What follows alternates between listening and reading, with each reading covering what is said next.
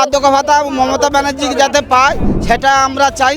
বার্ধক্য ভাতা দিতে চাইছি আমরা, ক্ষমতায় এলে মমতা ব্যানার্জিকে বার্ধক্য ভাতা বুঝে দিচ্ছে, ভোটটা নিচ্ছে, সেই জন্য উনাকে সবার কাছ থেকে উনাকে দেওয়া হবে। তাকে দেবো, যেন খুবই কষ্টের মধ্যে আছে, উনি কষ্টের মধ্যে পয়সা করি খুব অভাব, ওর জন্য তাকে দিতে হবে। ওনার তো বয়স হয়েছে, ওনাকে দেওয়া হোক। মমতা ব্যানার্জি বিধবা ভাতা নিলে আরো ভালো হবে।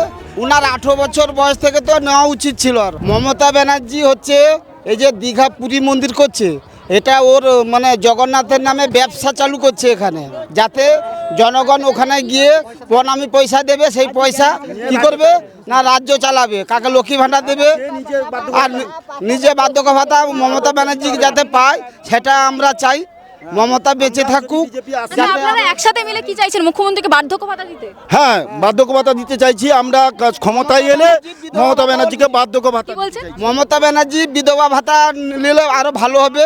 উনার 18 বছর বয়স থেকে তো নেওয়া উচিত ছিল। আরো বার্ধক্য ভাতার জন্য আবেদন করেছেন মমতা বন্দ্যোপাধ্যায় হয়ে? হ্যাঁ নিশ্চয়ই করেছে, না হলে তো আগামী দিনে আমরা তো চেষ্টা করবো তাকে বার্ধক্য ভাতা করিয়ে দেওয়ার। বিজেপি সরকার এলে বার্ধক্য ভাতা দেবে? 26-এ তো আমরা বিজেপি বিজেপি এলে বার্ধক্য ভাতা দেবেন? হ্যাঁ, আগে তাকে দেবো, যেন খুবই কষ্টের মধ্যে আছে, উনি কষ্টের মধ্যে পয়সা করি খুব অভাব, ওর জন্য তাকে দিতে হবে।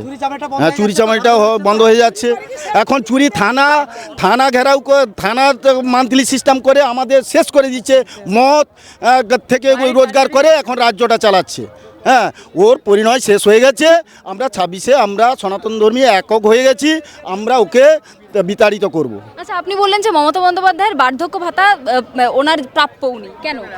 ওনার প্রাপ্য, উনি মানুষকে যেভাবে ভুল বুঝিয়ে দিচ্ছে, ভোটটা নিচ্ছে, সেই জন্য উনাকে সবার কাছ থেকে উনাকে দেওয়া হবে।